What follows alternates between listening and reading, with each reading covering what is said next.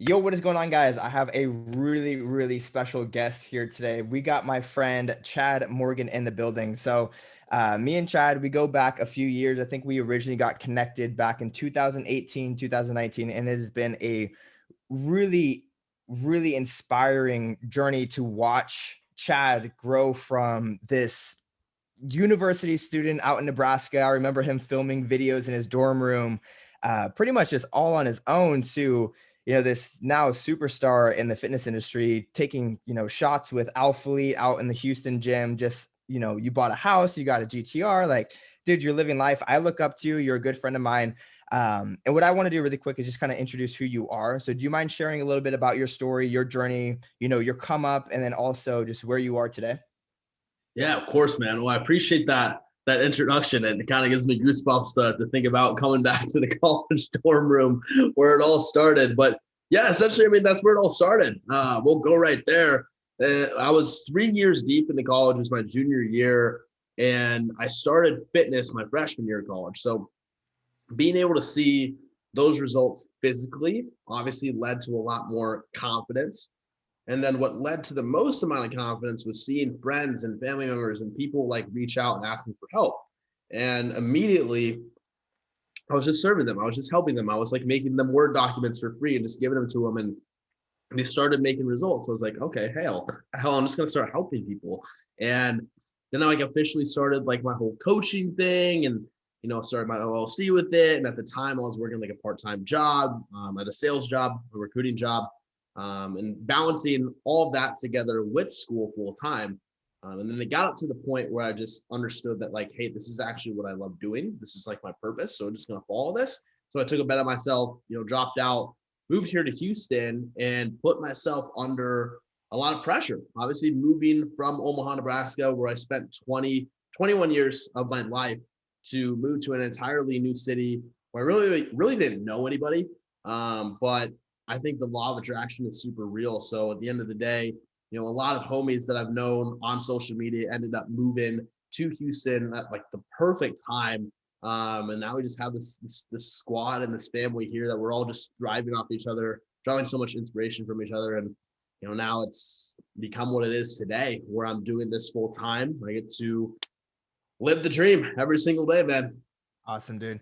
Yeah, I'm trying to think back, dude. I'm trying to think back to how you and I actually originally got connected because I remember following you and just kind of watching you. It was back when I lived in Virginia. I had moved to Virginia as like a whim, kind of for a year. And I was watching you, and we were both kind of like, "What's the next move?" And for some reason, must have been law of attraction, but we were both kind of game planning together, like what our next move was going to be. You were thinking about San Diego. I was thinking about San Yeah. Diego. You ended up going to Houston, and dude, from there, you just skyrocketed. Like your business, your impact, all of the success in life has just gone up. So, um, what I want to talk about today, guys, is actually what happens afterwards. We could talk a little bit about your success and how that was happened, but recently I've been in a place to where I guess we'll go back to my before story to kind of set the setting of today's episode. When I was, 21, 22, I was really trying to make something of myself because, I wasn't going the college route. I decided that I was going to start my own business, but I wasn't there yet. I didn't have, the other side of the success story just yet. And I was always in self-doubt. I had fear, I had anxiety, I had all these limiting beliefs about my future, about who I was. And then just like no value because of all those limiting factors. Fast forward a couple years, I have a business now that we work with personal trainers. We help them start their own online coaching offer. So we help get them out of 24-hour fitness, get them out of F45, get them online working for themselves. And you know not to humbly brag, like money's not an issue anymore. Money is not an issue anymore. It's in the bank. I got a beautiful place out in here in San Diego. I got a beautiful girlfriend. We have a dog. Life is good. But what that's allowed me to do is kind of sit down and reflect on, okay, if money is not an issue, where is my happiness actually coming from? Where is my fulfillment actually coming from? Because, even if the money's in the bank, even if, the impact is high, you can still feel those moments of self doubt and anxiety. And so it kind of led me to reflect and think, what are the things that bring the most fulfillment in my life? And so for the last couple weeks and last couple months, I've been really trying to take note and pay attention. Like, what are the things that make me the happiest in life? And what are the principles that are in my life that, bring the most amount of fulfillment? And when I sat down and I actually wrote all of them out, I realized that these are actually principles that I've had all along. They were there before the success, they were there after the success, but I just never paid attention to them. I didn't know how to implement them. I didn't know what they meant. I didn't know what they were. And so, what I want to do with you today here, Chad, is go over these principles, see which ones you and I both share, see which ones you want to add, and then just talk about, what they mean and how, someone who's listening to this who is still in that before story can enjoy the fruits of success and, happiness without actually having to go through, all the negative feelings. 100%, man. I'm super excited to get in this topic because at the end of the day, it's funny because I had to think about where we, first started communicating. Is like I thought about moving to San Diego as well, and at that time, it's funny that you say that you've kind of like always had this like all along, right? And I think really like the first place that this kind of like starts as far as the feeling of fulfillment is just deciding on your purpose and what your purpose truly is. Mhm. And that's where you moved out to San Diego and started that life. That's where I decided to move to Houston to start that life, and that all started with the decision. So it's really cool to see how that changes. But in a sense, we were only able to make those changes because we trusted ourselves. We trusted our vision. We trusted our purpose and what we actually loved. Dude, I would also like to add this is the pre decision before any of this happens is like you actually have to make a conscious choice what your purpose is. I feel like far too often people try to find their purpose or they're trying to discover their purpose or trying to find who you are. But I really do truly believe that we as individuals, it's our duty to choose what our purpose is and actually create the dream life for ourselves. It's not up to us to find it, but it's up for us to choose and actively seek it out. No, I 100% agree. I think at the end of the day, everyone has this inner kid in us, and as we progress and as we get older and older and older, we get further and further and further away from that because we get so conditioned to listen to other people's opinions, listen to our professors, listen to our parents, fear judgment, and operate out of our mind rather than our heart. So when you're waiting and trying to quote unquote find this purpose, you have it all along. It's just a matter of looking within and trusting that feeling. Dude, I love that. What's so funny is like when it comes to my thought processes, there's really only two people I ever think of. Number one is 8-year-old me, and number two is 80-year-old me. And I'm just in my head all the time in a conversation with like my left and right versions of myself, one version on this shoulder, one version on this shoulder, just trying to make these two people proud.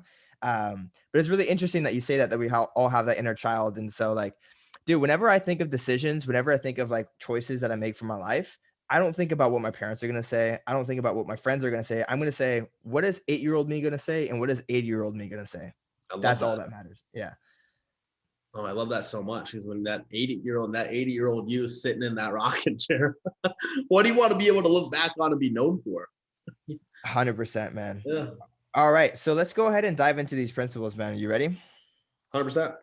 Cool. So Let's I get kind of into it. want to, introduce the set and settings, and kind of just, what I think of success. So, something that I share on my podcast all the time is that I say success is not a key. There is no key to success. There's no one single key that's going to unlock this door, and then on the other side is where success meets you. Success is actually a recipe. And in that recipe, there's different ingredients. And you need 5 different ingredients to make a pie, but you can also make a steak. You can also make spaghetti. You can also make ice cream. And so success looks different for different people. Every person has a different version of success. And for that version of success, you need a different recipe. That's why, me listening to Chad's version of success, well, he might have a different recipe and he might have a different, actually end result. And so, you need to find your recipe and you need to find the ingredients of your recipe.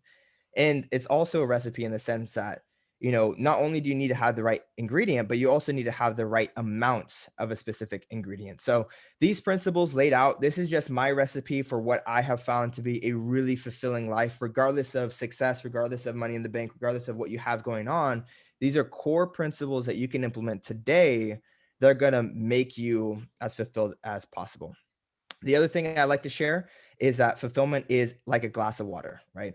So, imagine that you have a cup of water and there's a hole in the bottom. Well, you can fill up as much of that cup as possible and you can just try to fulfill and fulfill, fulfill, fulfill, fulfill. But if there's a hole in the bottom, it's just going to continue draining. And so the first things first you want to have is, the groundwork. You want to make sure that that cup has no leaks. And that's where we'll actually begin today's lessons is, in the emotional state. So this is what Chad contributed in.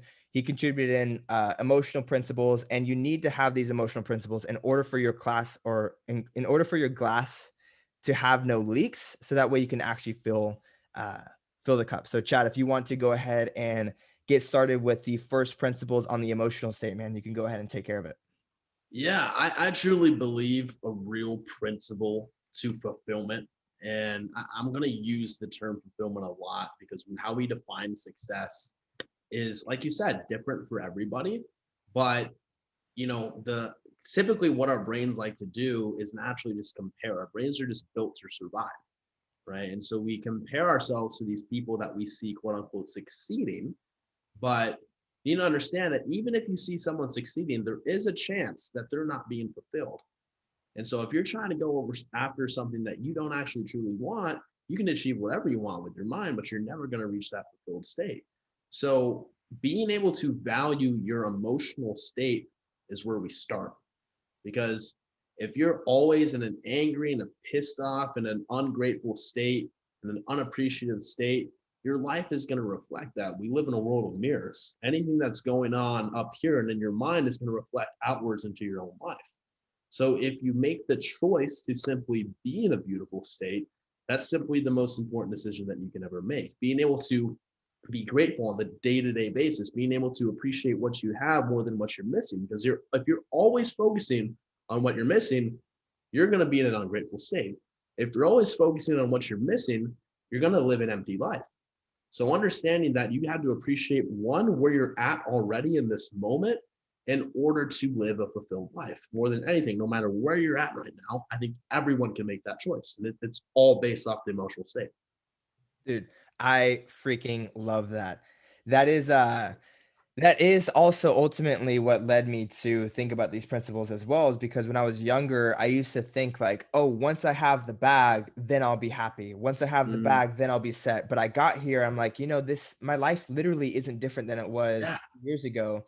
And it was everything I learned on the journey of that emotional state and mastering myself emotionally that really made me fulfilled on the other side. And you know what's crazy? I'm living my life right now, and I look around and I think about all the things that make me fulfilled, and it is my dog, it's, my girlfriend, it's the closest people around me, and these are people that would have been around me regardless of who I was beforehand. And so, kind of what you're talking about, the comparison thing, you kinda have to stop looking around and looking mhm. away and kinda start looking in at what you already have and appreciate those things that you already have and allow those things to fill your cup. Um, I'm curious, do you have any practices that you have in your day-to-day life to kinda keep you from comparing or keep you from looking around and kinda keep you zen and focused? Is there anything that you do to practice that? Yeah, I'm glad that you asked that. Every single morning, I practice a 10 to 15-minute meditation. And this is a practice that I don't really define in a sense to where I'll do it either in silence, I'll either do it to some meditation music. I don't have a set rule or guideline when I go into it. I just sit with myself. And that's where a lot of great thoughts flow from. And I think with meditation, people think, oh, I'm not supposed to think anything, and they just judge themselves right away. I just sit there and let myself be and be present in that moment. And whatever my mind, heart, body wants to do in that moment, I'm going to let it do that. That allows myself to ground myself every single day. And as I'm ending that meditation, I'm already focusing on thoughts of gratitude. And that's where I open my eyes and start. And I will either write down gratitude or either write down goals. I write down goals every single day. But allowing myself to practice that gratitude and write down the goals that I know will, one, fulfill my day, one, fulfill my week, my month, and my year, and my life.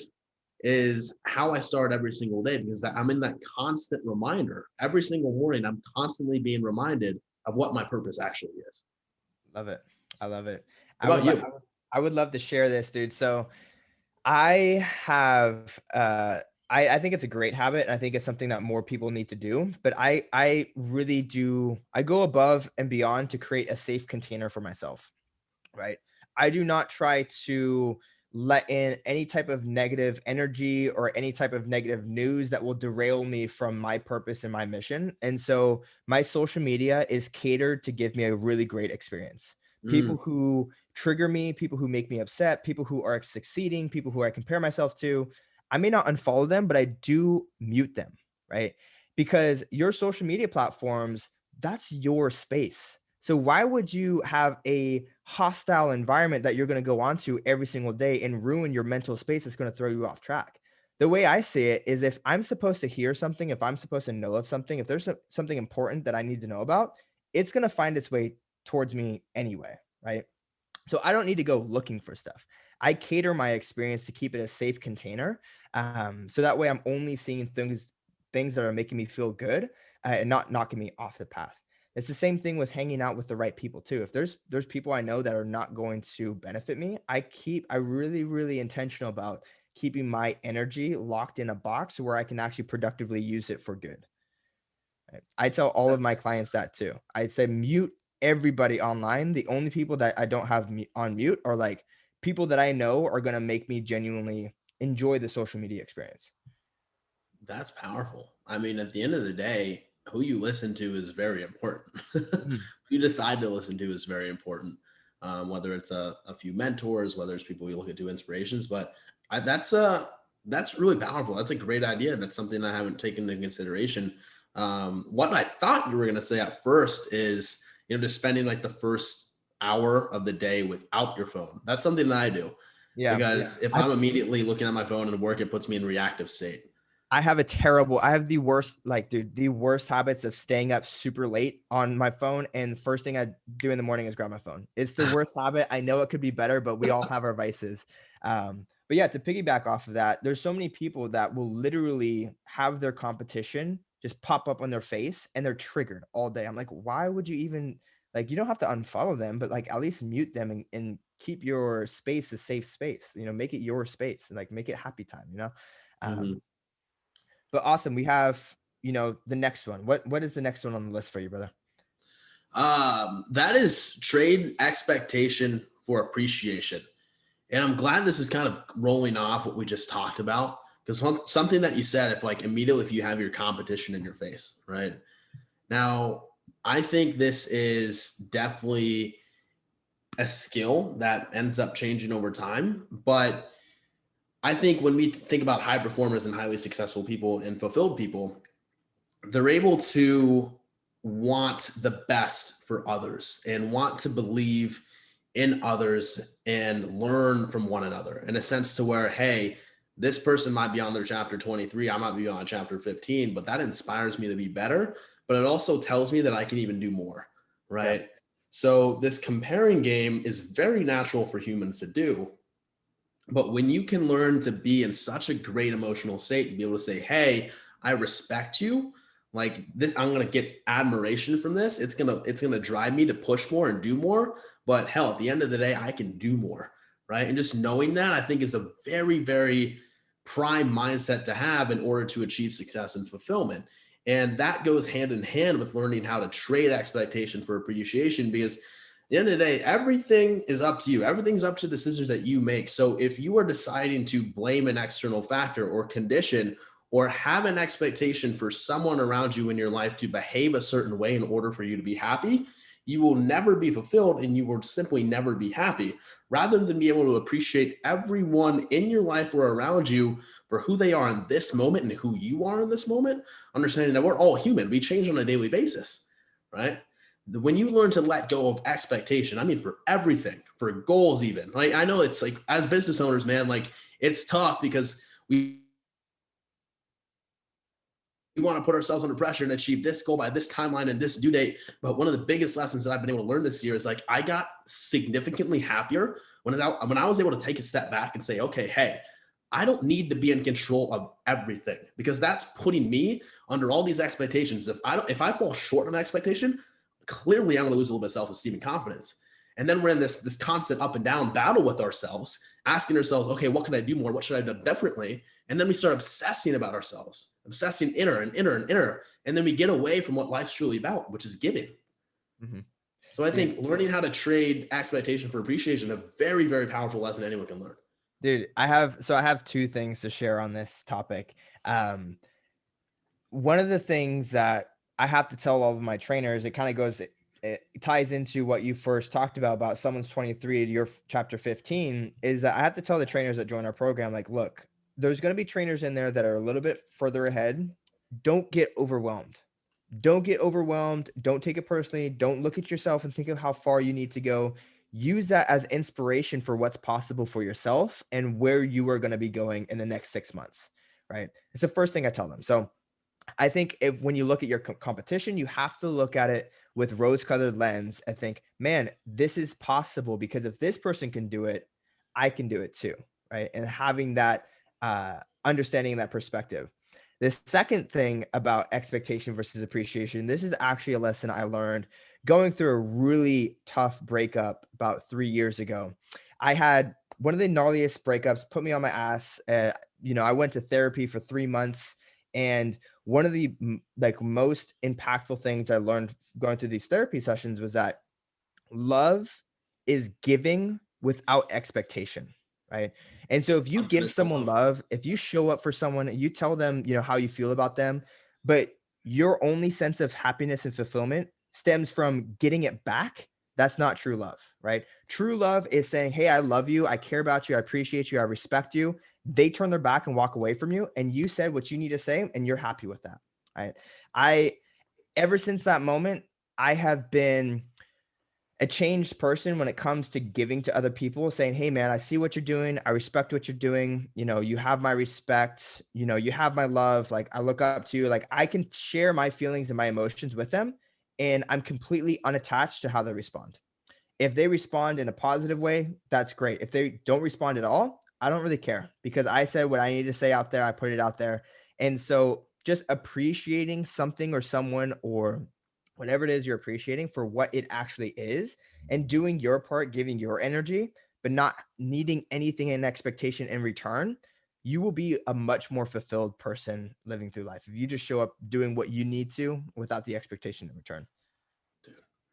100%, man. I'm glad that you bring that up. And I think that we live in this, this, I want to say like cancel culture in a sense to where we hear people talk about, hey, I got to cut this person off, or like, if someone does this, you got to cut them off immediately. I don't really believe in that, because at the end of the day, we always have friends and relationships, and we care for these people and we love these people.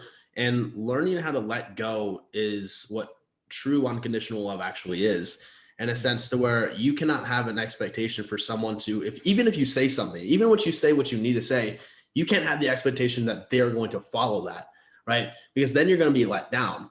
But the truth is, we obviously love this person, we're connected with this person, so we hang on to the relationship when we try to have more of those conversations and more of those expectations.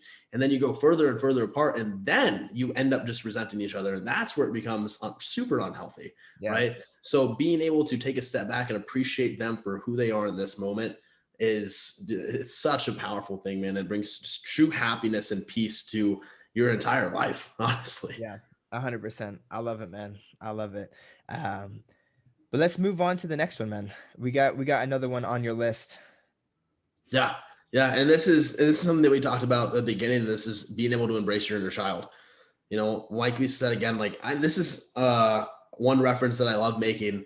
When you're born, like when you're born in your mother's womb, does your heart develop first, or does your mind develop first?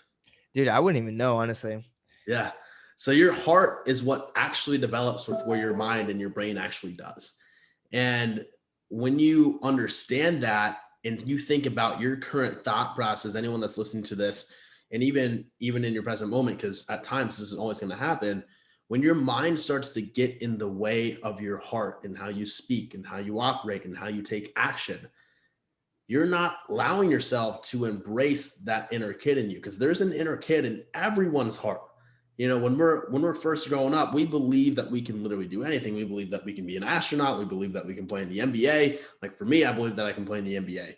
But we get so conditioned to just listen to everybody. Mhm. Listen to our parents, listen to, our classmates, listen to our teachers, listen to our professors, and just listen to the fact that we need to be able to work in this certain job or have this certain job or have this certain degree to be able to achieve a successful life. And that's you following your mind more than anything, because when you're listening, that's going straight into your mind. That's not what your heart wants to hear, but that's what your mind wants to hear.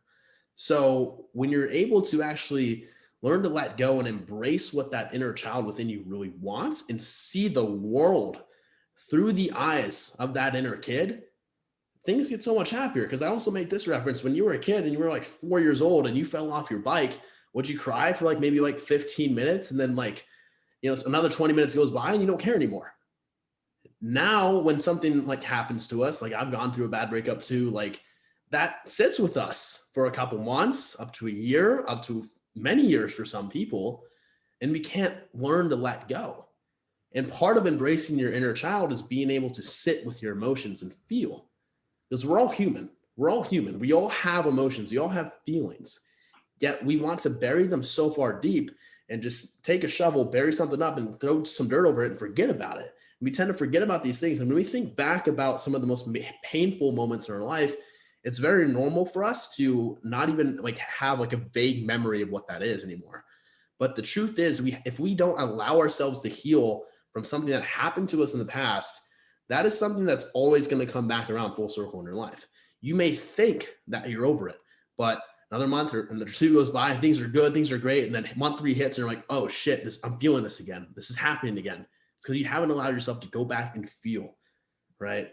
And let me ask you a question. This might be uncomfortable, man, but like when you went through that breakup, was there this certain like emotional intensity that you felt? Maybe you like broke down and you cried, but then you had a moment and you're just like, hey, I'm not going to tolerate this emotion anymore, and I'm going to make a change.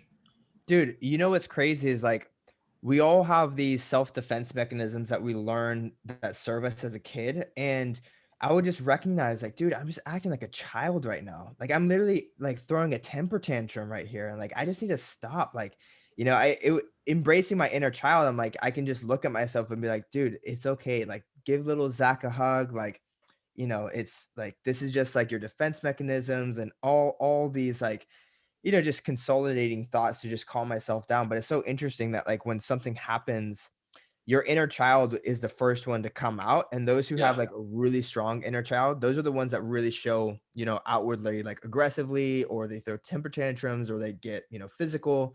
Like those are just inner childs coming out because like that's the defense mechanism. So understanding that you have an inner child yourself really helps you kind of get a grip on how you react to the world, because you can either be like, is this actually me?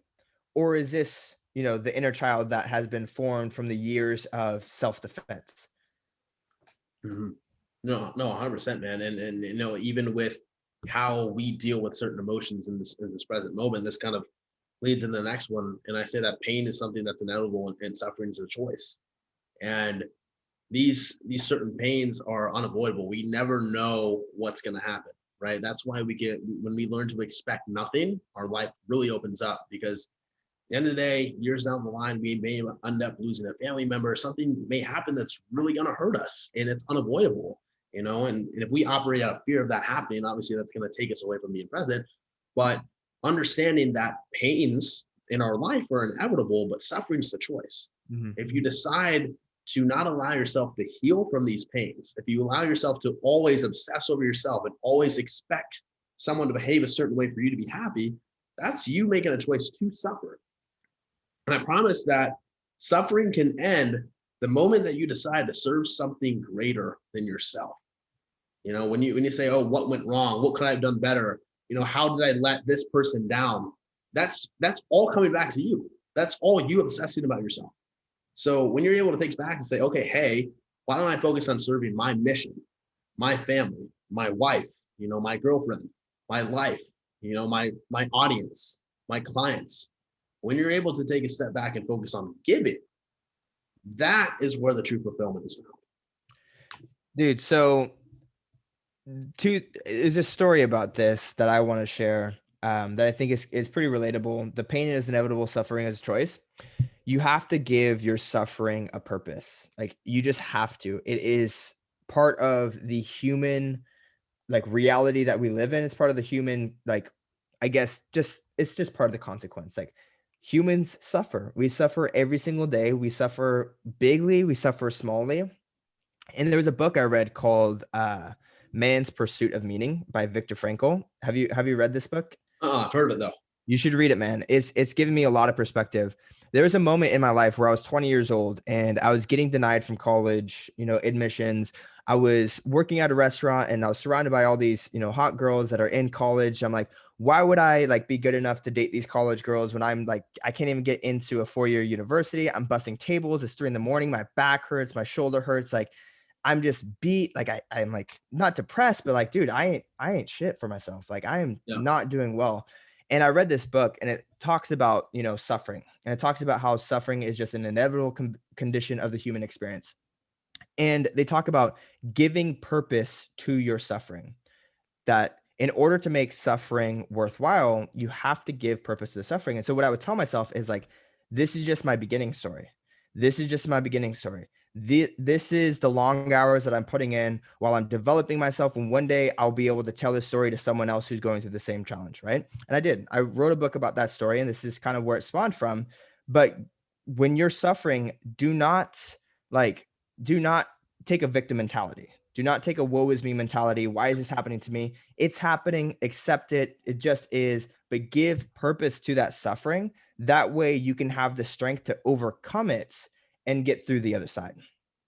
huge, huge. I mean, that's just simply understanding that everything that is in your life, whether you believe it or not, is happening for you in that moment, right? Yeah, That's such a absolutely. powerful perspective to be able to see the opportunity amongst the suffering, be able to see the opportunity amongst that adversity, and being able to create something new out of that for yourself is, dude, that's a powerful skill set to have. I love that. Well, I'm going to take the reins here. So that kind of allows you to have no leaks in the cup. Having a really awesome, emotional awareness and being able to control your emotions, being able to read yourself, being able to embrace your inner child, and really just like keep yourself in a Zen state. That's what's going to allow you to fill your cup because then you can kind of just stop and breathe and let time stop without the fulfillment just draining out of the cup and you just trying to pour in the cup. So, um, now we're going to go to a little bit more of the external factors, right? So the internal factors are taken care of. Now we're going to go over to the external factors. What do you need to have in your life outside of the inner world and the outer world that's going to bring the most fulfillment? So these are a couple of the things that I wrote down that I feel like if you have these things checked off, or at least a few of them, or at least the pursuit of them, you are going to be a happier person. So another thing I want to talk about with the pursuit, you don't have to have these things all checked off right now in order to be happy. But these are things that you should be working towards, right?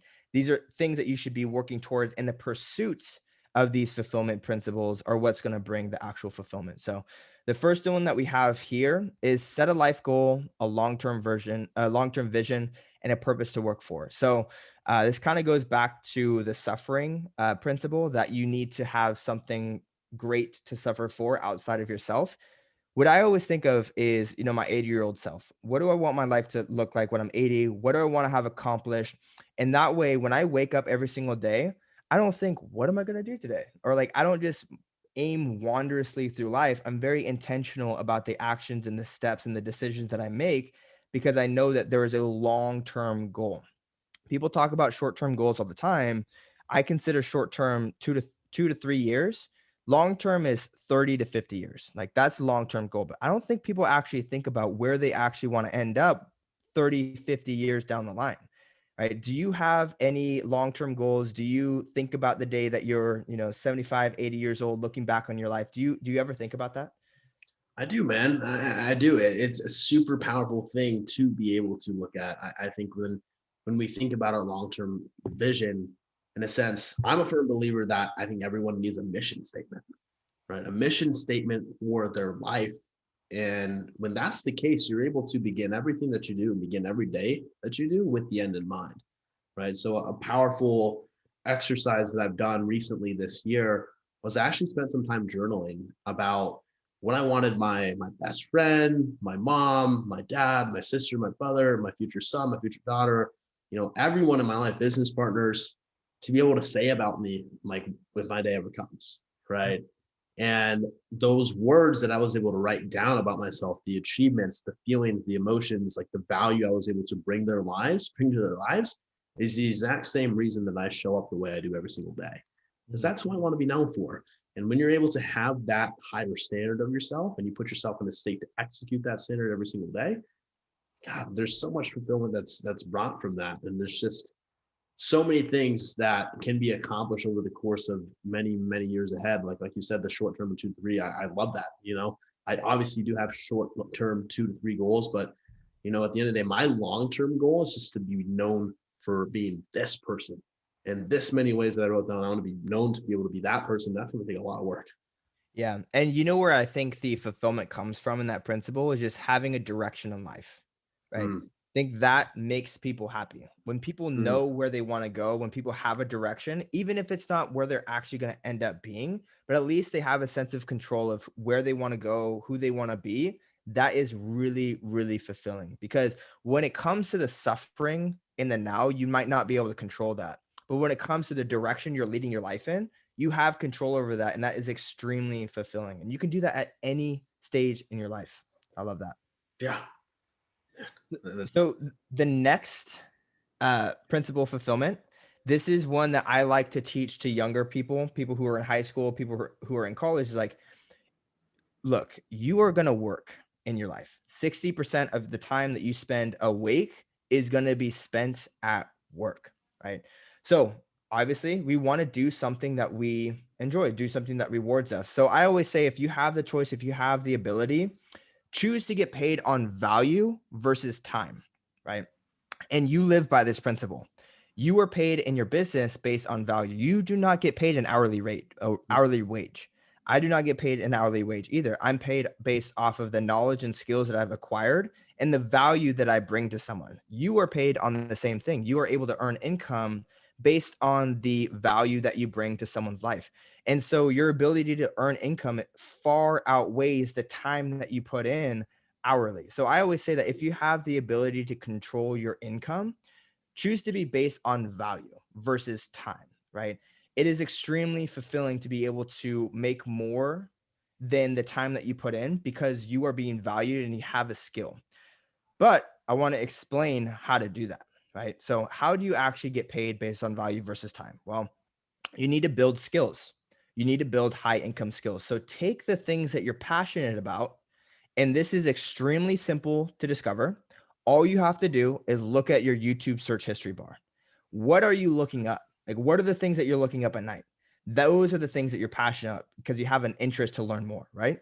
Well, turn it into something that you can help other people achieve, right? If you are super passionate about you Rubik's cubes, right? Help other people get into that passion or help other people um, you know, solve a Rubik's cube faster or something. You might not be $1 million idea, but it's definitely going to allow you to earn more income based on your value rather than time. Do you have anything that you'd like to add into, this principle? I love that you brought that up because like at the end of the day, man, like I spend so much time just watching like and learning, learning about like more and more fitness stuff, more and more mindset stuff. That's all I watch. So that's a super cool perspective, man.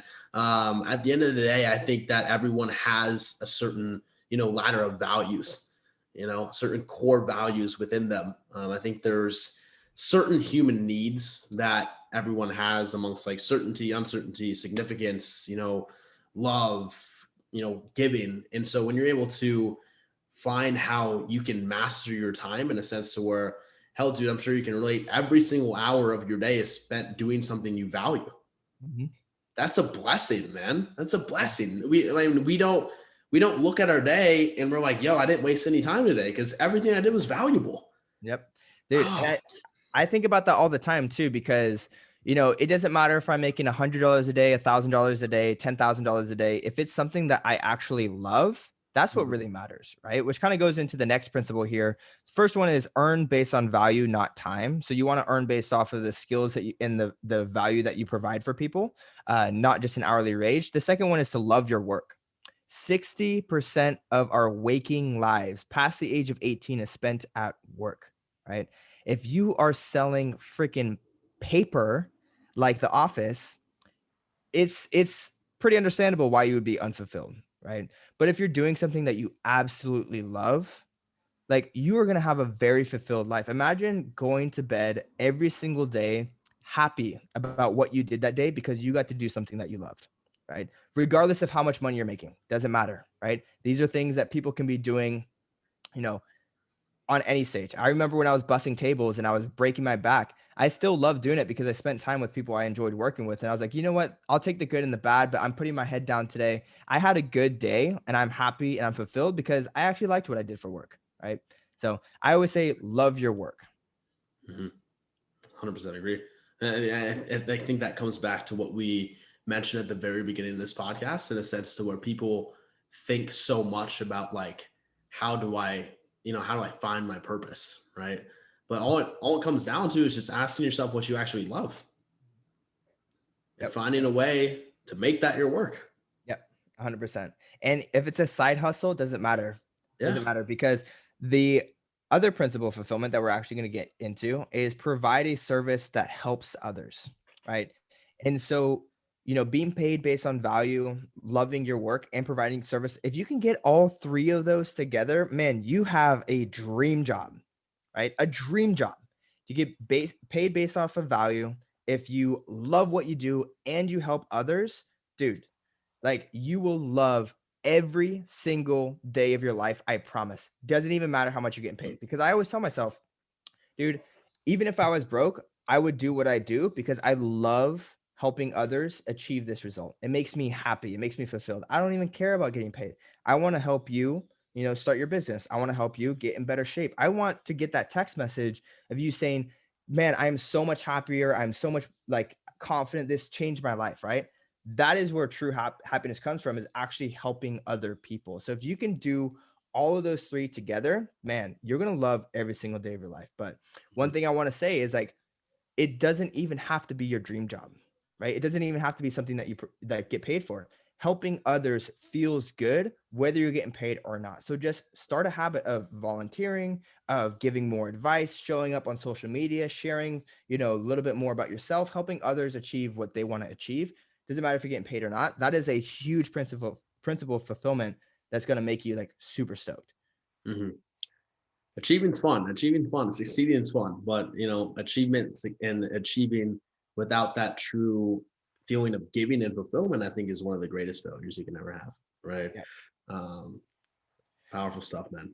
Well, yeah. I mean, dude, just think about all like your stereotypical C-suite CEOs that are making, 5 million a year that end up jumping off the bridge because Yep. they're unfulfilled, right? Yeah. So these are all things that you can have on any level that will bring happiness. So that way you're happy, on the street, and you're also happy, on the 50th C-suite floor, Hmm. right? Hmm.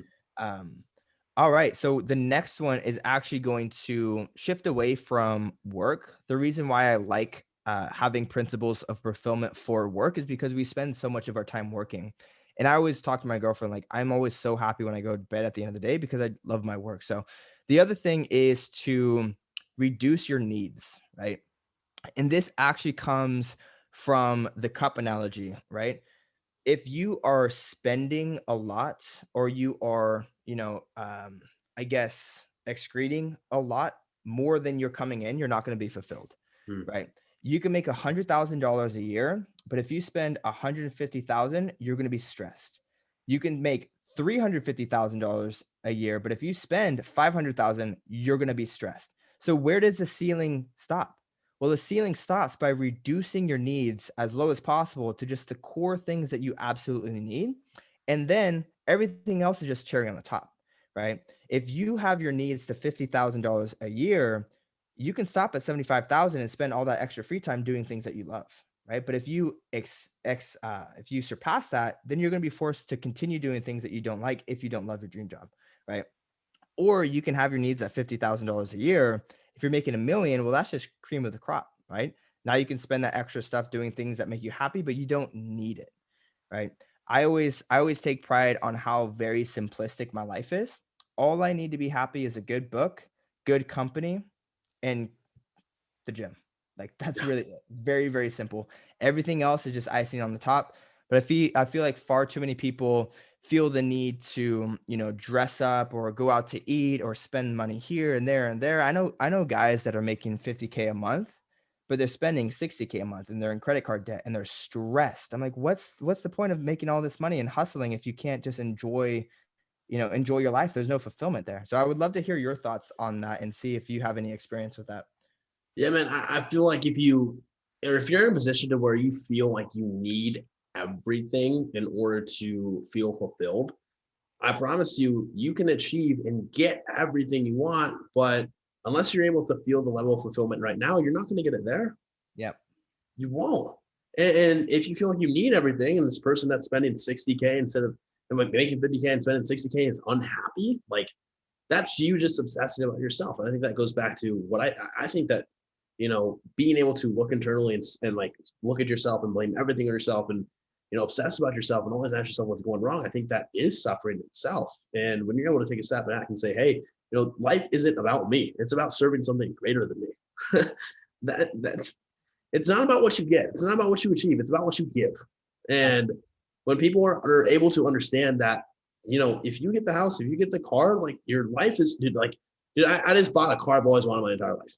I just bought a house that I've wanted my entire life. But do you actually think that it makes me happier than being able to receive a text from a client telling me that they had a new low end today? No, it doesn't. It's as simple as, yo, I had a new low end. That makes me happier. Yep. It Dude, does. well, and so here's another thing too. I'm not saying that you don't need those things. Congratulations on the house and the car, by the way. Thank you, man. Very, very sexy. I love but it's understanding, okay, hey, I'm gonna do this for myself, and I Yeah, know where my cutoff point is, right? You might have had the goal to get the new car for years, and you're like, dude, you know what? This is something that I'm gonna reward myself in, but it's not recognizing that it's not something that you need, but it's something that yeah, you reward yourself on, and stopping there, not needing the next thing, or needing the next thing, or needing the next thing, or needing the next thing, keeping up with the Joneses, but just recognizes, hey, I appreciate this. This is an awesome reward. I don't need it, so I'm going to stop here and focus on what really makes me happy, which is giving, right? So having that understanding of like, this is nice, but I don't need it. And we can stop right there. yeah. And I did it. I did it for me. A Cars are hundred something I percent. love. I'm not doing it to just impress somebody. We're Yep. doing it to show up a certain way. Yeah. Dude, 100%. And that's really where fulfillment comes from. If you have the car because you did it for yourself, you will be so much more fulfilled about that car than if you did it to 100%. impress somebody else. 100%. Right. That's amazing. I think that's a really cool distinction too. But the next thing is save for emergency. So this is just like Mm. financial advice. You can take this, you don't like people can do what they want, but I find myself extremely happier and less stressed when I know that I'm safe, right? When I know that I have money in the bank if I get sick, if I get in a car accident, if my girlfriend gets sick, if my dog gets sick. Dude, last year we got a puppy that ended up getting sick, I and the saw. hospital, yeah, the hospital bill was about $10,000. And fortunately, my girlfriend and I, we were able to cover the costs, and we didn't have to stress about it at all because we were really smart with saving for emergency. So reducing your needs and saving for emergency, those kind of go two and two, because as you reduce your needs, you don't need to spend as much, which your savings goes up. You can sleep at night knowing that if something happens, if there's an emergency, you're going to be safe, you're going to be okay. That takes so much pressure off of myself and off of my shoulders, knowing that I can actually enjoy my life without the fear of some kind of emergency. Yeah. No, I agree, man. And I think this comes back to a basic human need that everyone needs to have in their life, and that's just certainty, right? I think some people can value certainty too much to where the fact that they're scared to take the risks and the leaps that they know they need to make. But that's what it is, man. It's just being able to be certain that no matter what happens, I can back this up. It's super important. I think being able to master your time, master your money are incredible parts of fulfillment, man. being able to spend, obviously the time and what you value, but even being able to master your money, being able to be smart with that and understand that, hey, I want my money to make me more money. It's be able to save for anything that comes up in your life. Yeah, dude. Another thing too I was gonna add on top of that was like when you save, you actually give yourself freedom to make decisions that you normally wouldn't be able to make, right? Abundant. Yep. When you save, you're actually able to invest into a coaching program that will actually give you the dream life that you want to, right? When you save, you'll actually be able to go take a trip to some exotic place that you've always been wanting to go to. So you have choices, right? Who Mhm. cares about the $5 drinks on happy hour on a Wednesday? Sacrifice that for 6 months, save that money up, and now you can actually do the big things that you actually want to do that you'll look back on your life and be like, damn, I actually lived my life the way I wanted to, while all my friends wasted it away, pissing it off in a urinal in a bar. Right.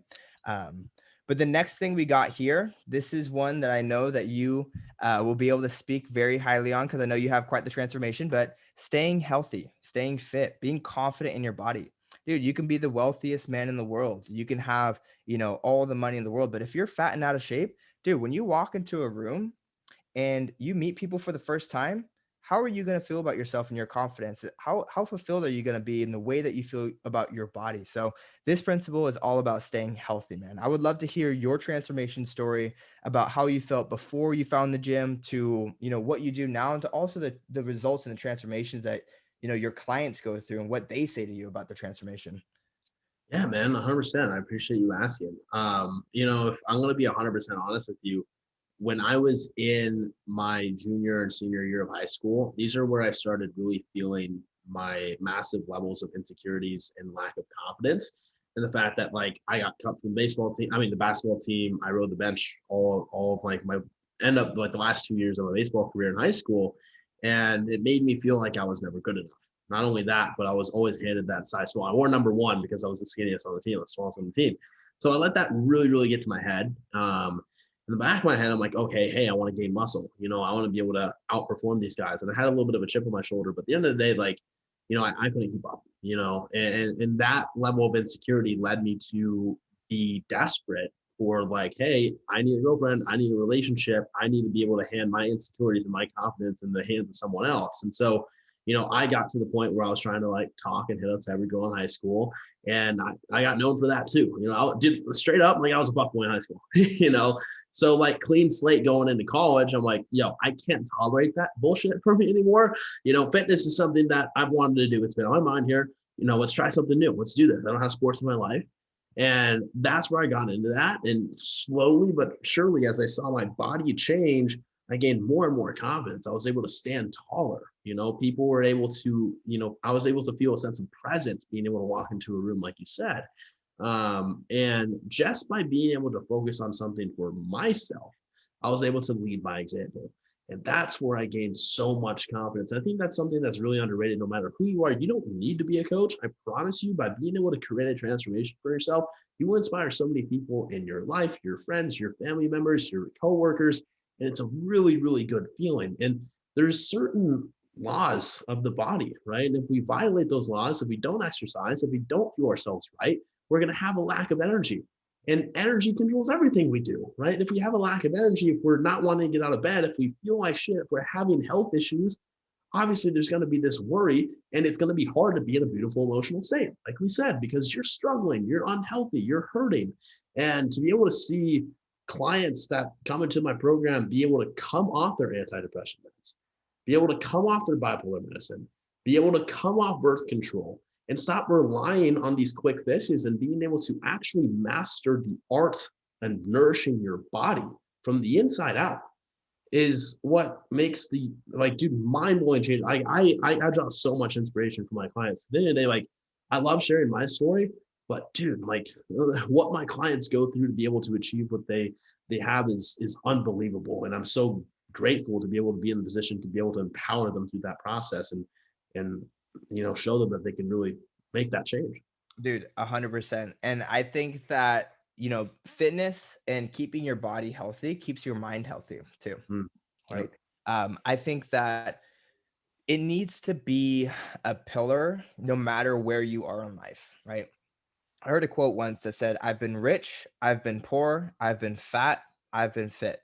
Take everything away from them and give me one. I'm going to take fit every Love single that. time." Love Right. that. And I think about it all the time because imagine you're making $50 million a year, 50th floor on the C suite. But also imagine that you're broke living out of the car, right? On a beach. Regardless of those two situations, you're going to have a better experience if you're in shape, right?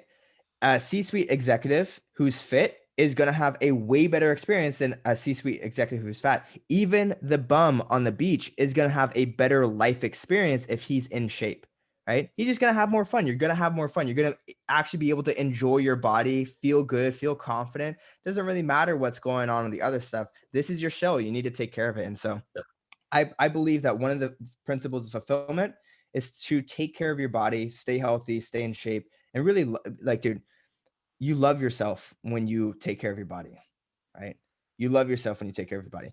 I think there's studies that show that if you bonding with your kids actually comes from taking care of the kid, right? The Mhm. reason why you love your child or love your dog so much is because you actually take care of it, right? You feed them and they're happy. You brush them and they're happy. You are investing time and energy into that thing that you're They're taking. non-negotiable. Yeah. Yeah, and so why not do that for yourself? Yeah. That's why you love yourself when you take care of yourself, when you like make yourself feel better and healthy. Like that's where self-love comes in. People, yeah, man, like we'll drop anything to do whatever it is for your dog. I'll Yep. drop anything, do anything for my cat, you Yep. know? So when you're able to drop everything and do whatever it is for yourself, Dude, self-love, yeah, baby. That's what it's yeah. all about. Awesome. So we're running out of a little bit of time here, so we're going to go through these ones really quickly. The next one is to spend time with people you enjoy, right? It doesn't matter if you're making $1 million a year, if you're making $1 a year. If you're not spending time with the right people, you're not going to have a good time, right? Right. This is all about, what comes after success. Well, if you don't have these things in check, you're going to have a really terrible experience. This is why politicians and sports players kill themselves because they don't have the principles of fulfillment in place.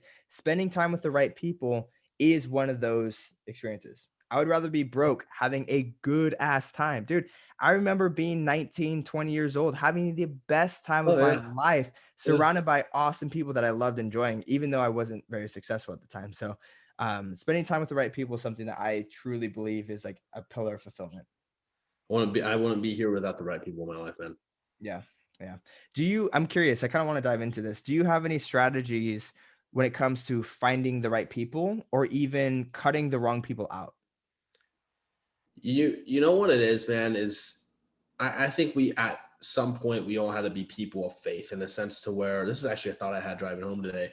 Um, we had to be able to believe in ourselves to the point and believe what our heart wants in order to attract the people we want. You know, the law of attraction is a real thing.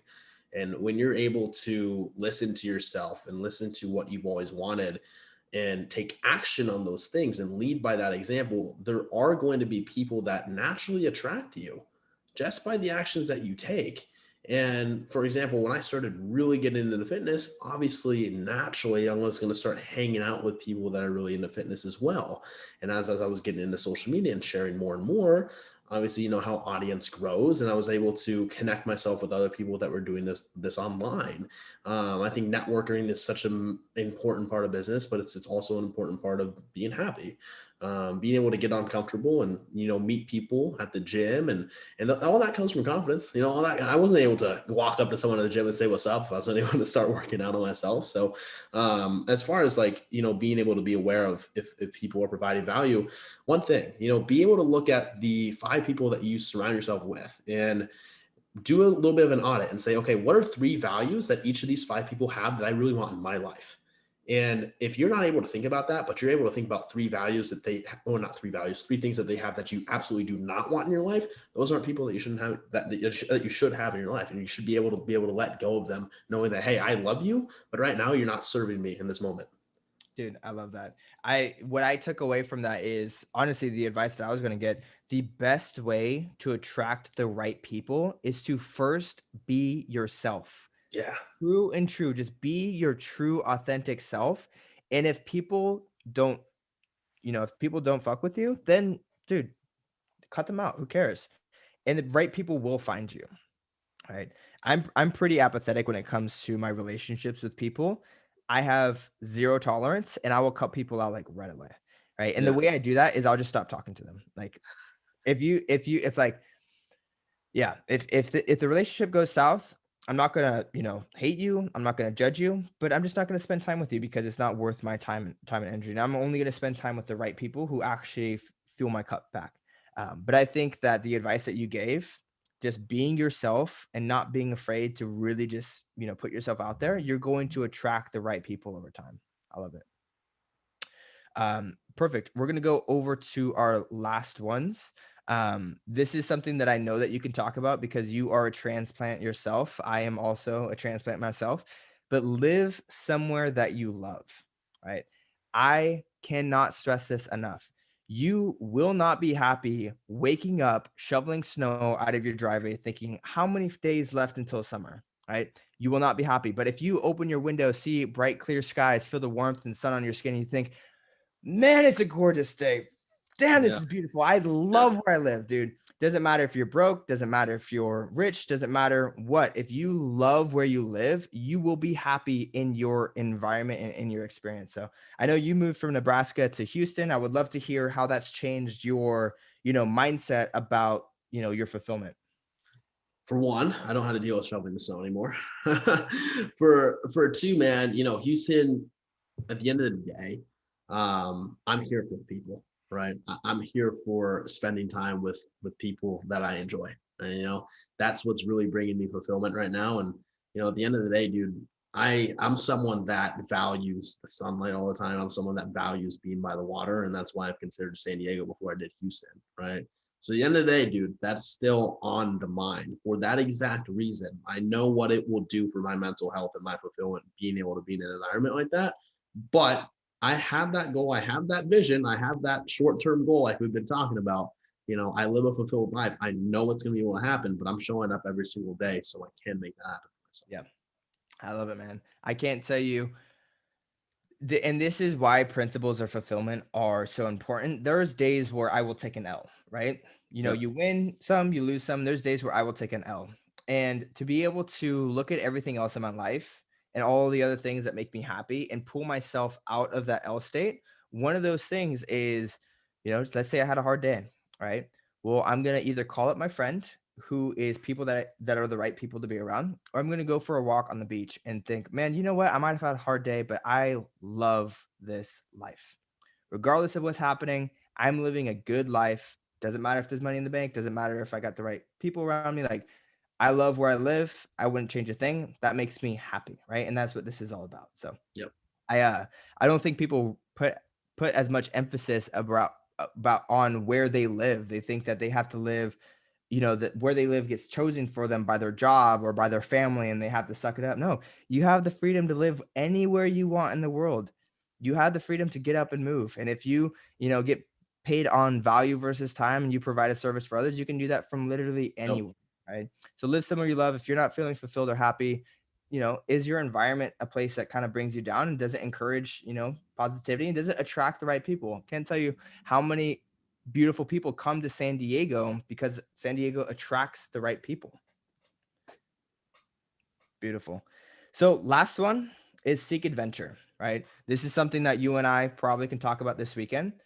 Don't get caught up in the routine of doing the same thing every single day. One of the best memories that I have looking back is moving to Virginia on a whim, driving my little Honda Civic with everything I have packed in the back of my car because, why not? Or going to Australia to spend 2 weeks in a hostel by myself. Like, do crazy shit, have fun. Me and Chad, we actually got the inspiration for this podcast because we were at a festival just having fun, Yeah. seeking adventure. So I always think like though you need to have your home life in check, you should have things to keep things spicy, stories that you can look back on and seek adventure. So Chad, do you have any, adventurous stories that you'd like to share that you look back on and think, man, that was a crazy time that, really gave my life purpose and meaning?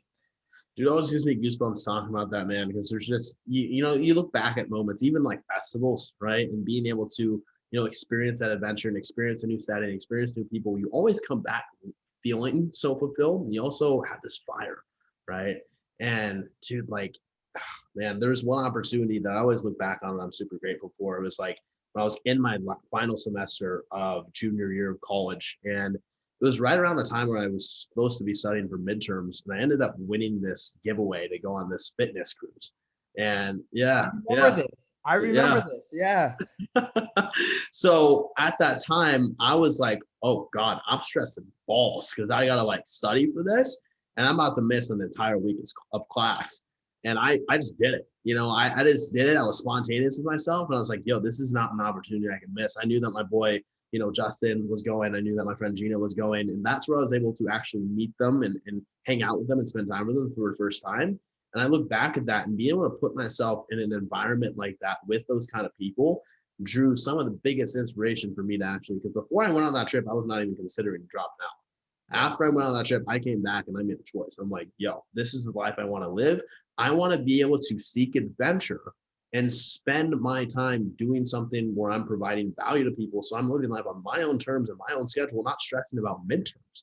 So I look back at that moment and always appreciate it so much, and being able to take weekend getaways, being able to travel where I want, work wherever I want, literally pack my entire Mustang and drive 16 hours to Texas. Like I always look back at those moments as like, hey, this is freedom.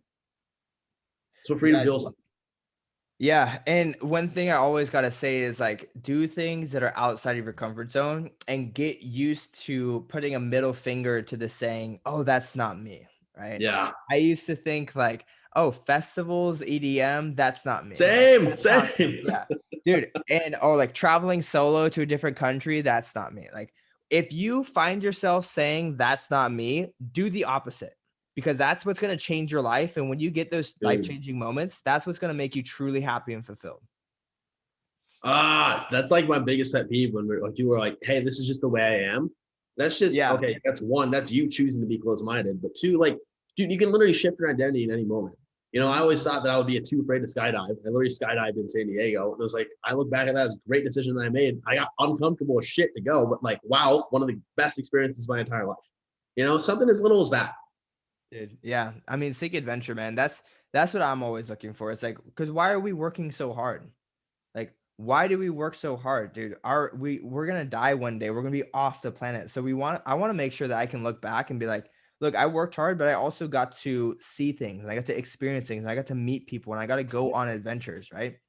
Because what's going to be a more interesting story at the end of your life, right?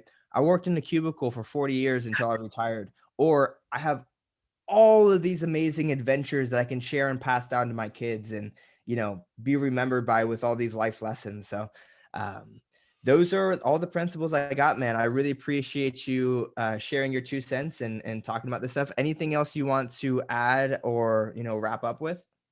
No, man, at the end of the day, I definitely appreciate the opportunity to come on here and talk about these things. It every time I'm sure you can relate, we're able to talk about these things. It really does remind us of like, wow, you know, I'm damn happy. Yep. Life is truly beautiful. And at the Yep. end of the day, we didn't get lucky to live this life. We created this life by our choices and our decisions. Is when we look back at our life, we look back at certain decisions that we get goosebumps from that we saw adventure in. And are like, yo, I made that decision in that moment. If I made a different decision, my life would be completely different today. Dude. And the truth is, you can make a decision today after listening to this podcast to create an entirely different life tomorrow if you want to. Only so many people can make that decision. Dude, absolutely. And that's kind of what led to the inspiration of these principles in the first place. Because we've both gotten to a point to where it's like, okay, all of the boxes are checked. What else is there? Well, there really isn't anything else. Everything else is just icing on the cake. But these are the things that really make a meaningful, impactful life. These are things that anybody can achieve and strive for at any level. And like I mentioned, it's not actually about having all of these boxes checked off, but it's about the intention of Mhm. one day moving towards having these boxes checked off. Because as long as you're making progress, you're going to be happy. I think that's a Tony Robbins statement too. It's like happiness is Yeah. right. Yeah. Oh, 100%. I love Awesome. Tony. Yeah, Tony's the man, dude. And actually, I've read all of his books. They're all up on my shelf over Oh, here. freaking love it. But awesome, Chad, dude, thank you so much for, sharing this time with me. Where can my audience find you? Where are you on social media? Any plugs that you want to put on? Yeah, of course. So you can find me on Instagram at Chad Morgan Fit. I also have my own podcast called the Beyond Built Podcast. Chad Morgan on YouTube. Chad Recon, that's RECON, that's my middle name on TikTok. So I'm really enjoying that platform right now. But same thing for you, because this is a podcast I'm gonna post on my platform. So where can they find you, man? Yeah, so Zach Colburn is my name, but Zach is spelled Z-A-K-K. So ZAKKCOLBURN is where I am on Instagram and on YouTube. My podcast is called The Journey with Zach Colburn, and I did just release my first book on Amazon. You guys want to go check that out and kind of learn about my story, what I've learned along the way. It's called Cutting Strings. You can just type in Zach Colburn or type the name Cutting Strings on Amazon to check it out. But yeah, that's where I am. Oh yeah, congrats on the book release, by the way, man. Thank you, bro. Thank you. Awesome. Awesome, brother. Well, with that being said, we're going to sign off and we'll catch you guys in the next episode.